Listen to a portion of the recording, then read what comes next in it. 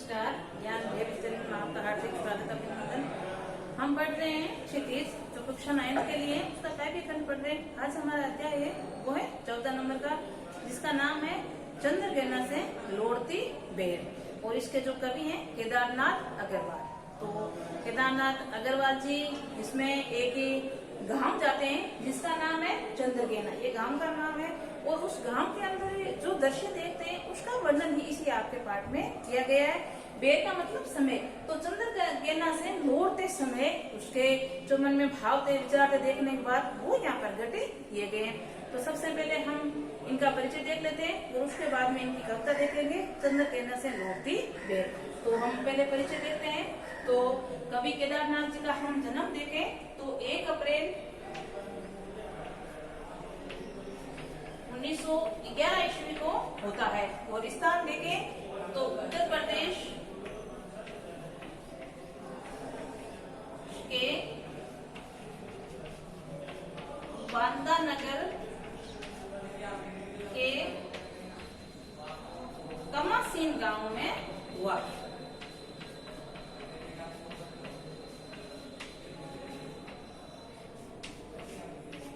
और इनके जो पिता हैं, पिता का नाम है हनुमान प्रसाद अग्रवाल।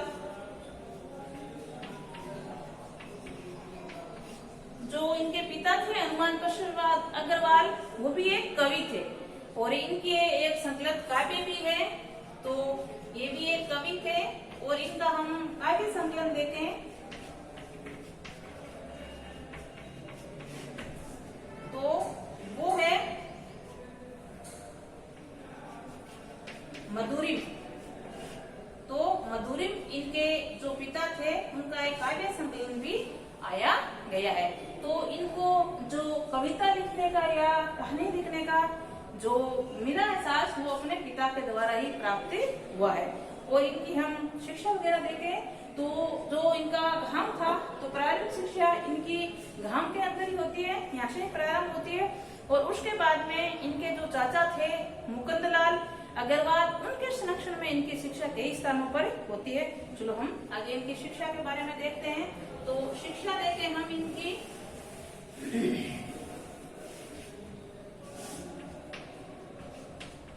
तो शिक्षा किनके संरक्षण में होती है? चाचा का क्या नाम है? मुकुंदलाल अग्रवाल।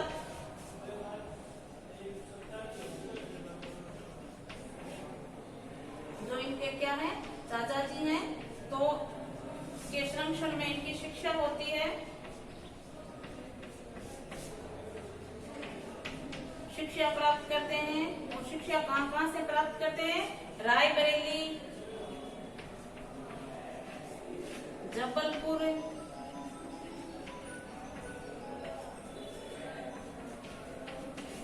और इलाहाबाद।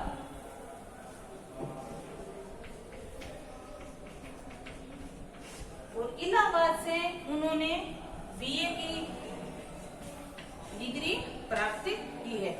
और फिर इन्होंने कानून की पढ़ाई शुरू कर दी, कानूनी पढ़ाई। और कानूनी पढ़ाई मतलब वकील का कार्य किया, वकालत। तो कानूनी पढ़ाई इन्होंने कहाँ से की है? कानपुर से। तो कानूनी पढ़ाई कानपुर से पूर्ण की है।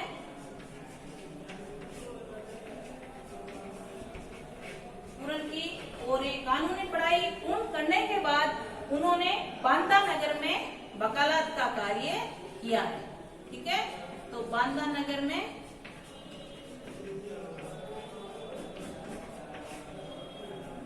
वकालत का कार्य किया है। ठीक है, और आगे हम इनका वर्णन और देखें कौन कौन सी मुख्य रचनाएं थी और भी कई इन्होंने कार्य किए हैं वो देखते हैं। तो इनके हम उनके रचनाएं देखें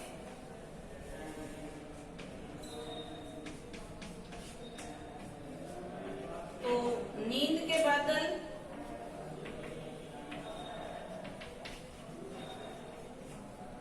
पंख और पतवार,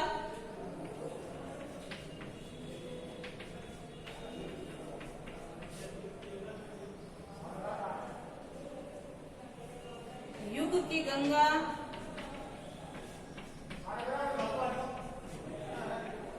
और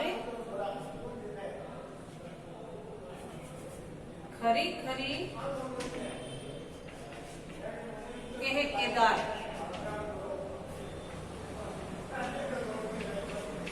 ये इनकी कुछ मुख्य रचनाएं हैं। और एक हम इनका निधन देखें तो निधन होता है इनका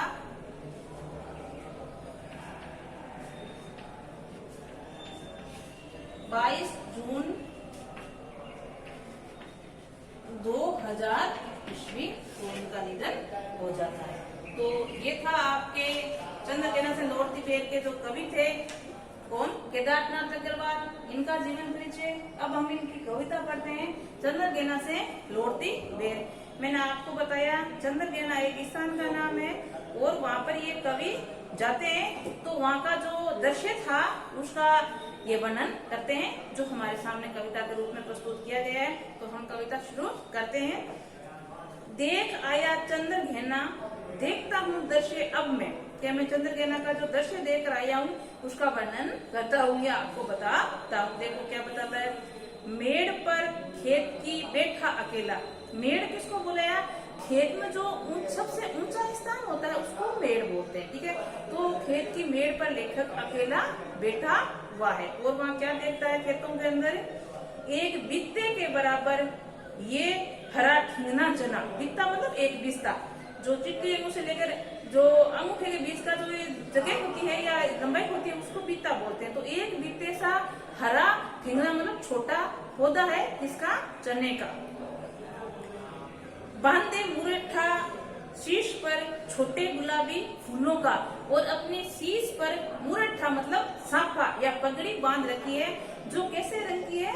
गुलाबी रंग की। आपने कभी चने का पौधा देखा है तो उस पर जो फूल आते हैं वो गुलाबी रंग के आते हैं। तो उसकी उपमा दी है कवि ने कि जो चने का पौधा है, जो ठिंगना पौधा है चने का, उस पर गुलाबी फूल आए जो ऐसे प्रतीत होते हैं जैसे इसने गुलाबी रंग की पगड़ी बांध रखी हो। आगे सज कर खड़ा मतलब गुलाबी पगड़ी बांधकर ऐसे सज कर खड़ा है जैसे कोई राजा हो। पास ही मिली उस पर उगी है बीच में असली अलसी हटेली, और उसके जस्ट पास में ही मुझे एक और पौधा देखने को मिला है जिसका नाम क्या है?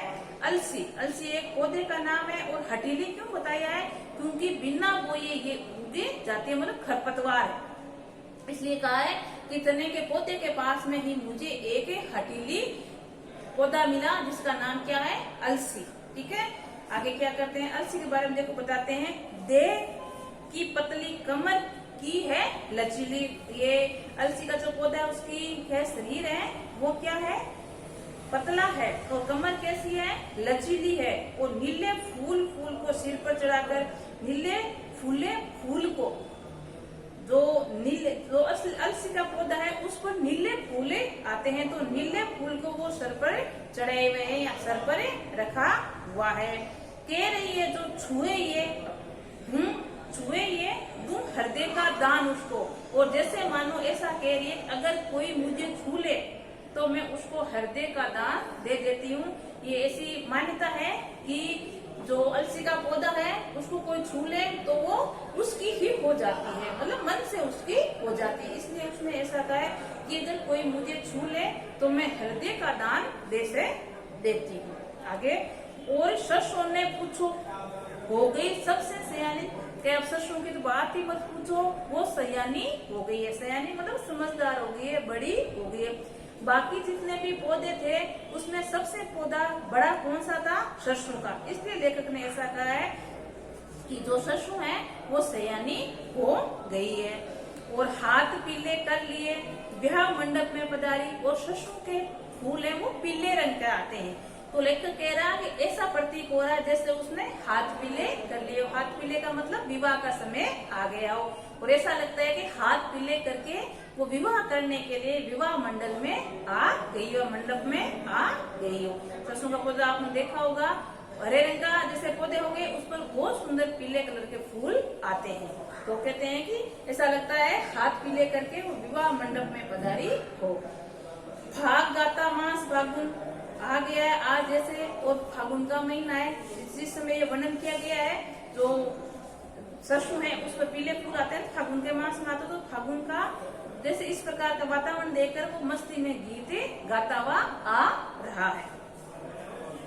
देखता हूँ मैं स्वयंवर हो रहा है, और लेखक कह रहा है मुझे ऐसा लगता है कि इसके बीच में, सबके बीच में क्या हो रहा है, स्वयंवर हो रहा है। स्वयंवर का मतलब जो कुमारी कन्या होती है अपने पति को, मनपसंद पति को चूज करती है, उसको स्वयंवर बोला जाता है। पहले होता था महाराजा के समय, तो उसको स्वयंवर बोलते हैं। तो क्या मुझे ऐसा लगता है कि स्वयंवर हो रहा है।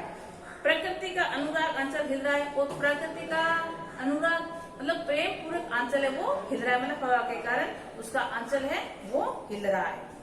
इस विजन में, विजन का मतलब एकांत समय या एकांत जगह, एकांत स्थान, तो इस विजन में दूर व्यापारिक नगर से, व्यापारिक का मतलब शहरी नगर, जहाँ व्यापार वगैरह होता है, शहर को बोलते हैं, तो इस एकांत जगह है जो शहरों से दूर है, व्यापार से दूर है, प्रेम की प्रिय भूमि उपजाऊ अधिक, और यहाँ की जो भूमि है वो बड़ी उपजाऊ है। किसकी भूमि, गाँव की भूमि, और गांव में प्रेम भी ज्यादा है, किसकी बजाय, शहरों की बजाय। ये तुलना किसने की बताइए, जो हमारे कवि केदारनाथ वो बता रहे हैं कि गांव में प्रेम भी ज्यादा होता है, और गांव के अंदर जो भूमि है गांव की वो भी उपजाऊ होती है, किसकी बजाय, शहरों की बजाय।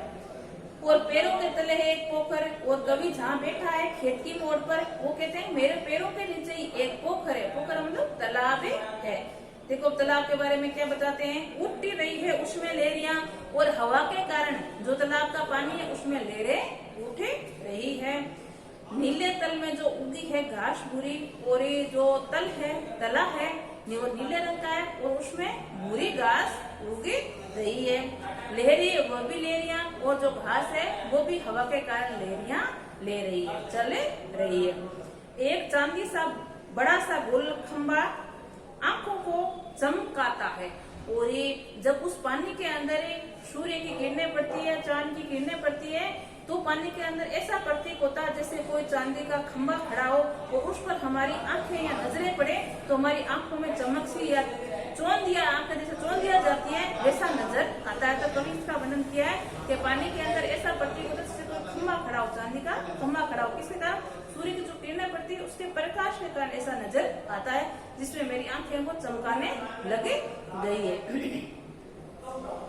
कई पत्थर किनारे पी रहे चुपचाप पानी, प्यास जाने कब बुझेगी। और कुछ किनारे पर जो पोखर है, तालाब है, उसके किनारे पर कुछ पत्थर पड़े हुए हैं, और बार बार पानी पी रहे हैं, पता नहीं उसकी प्यास कब बुझेगी। बार बार पानी पीने का तात्पर्य क्या है, जैसे ही तालाब में तेज हवा का झोंका आता है तो लहर आगे बढ़ती है तो पत्थरों को छूती है, तो इस प्रकार कवि ने उपमा दी है कि बार बार पानी पी रहा है, पता नहीं कितनी प्यास है, कब प्यास उनकी बुझेगी।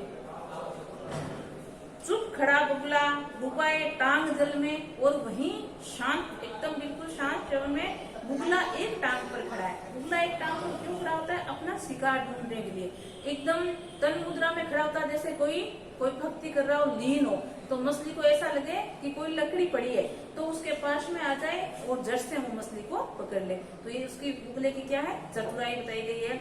तो एक टांग पर बुगला खड़ा है जल में डूबा है, देखते हैं मीन चंचल, और ध्यान निंद्रा त्यागता, और जैसे ही चंचल मीन को मतलब मछली को देख लेता है तो जो ध्यान में खड़ा है उस ध्यान को वो त्यागता है, और क्या करता है, जड़ दबाकर चोंच में, और जड़ से उस मछली को चोंच में दबा देता है, और नीचे गले में डालता, और नीचे गले में डालता मतलब खा जाता है। तो ये पोखर में बातें बताई है, किस प्रकार पोखर की हवा चलने के कारण लहरें उठ रही है, जो तल पर घास उगी है वो भी लहरों के साथ झूल रही है, और बुगला है वो एक टांग पर खड़ा है ताकि उसको अपना शिकार प्राप्त हो जाए।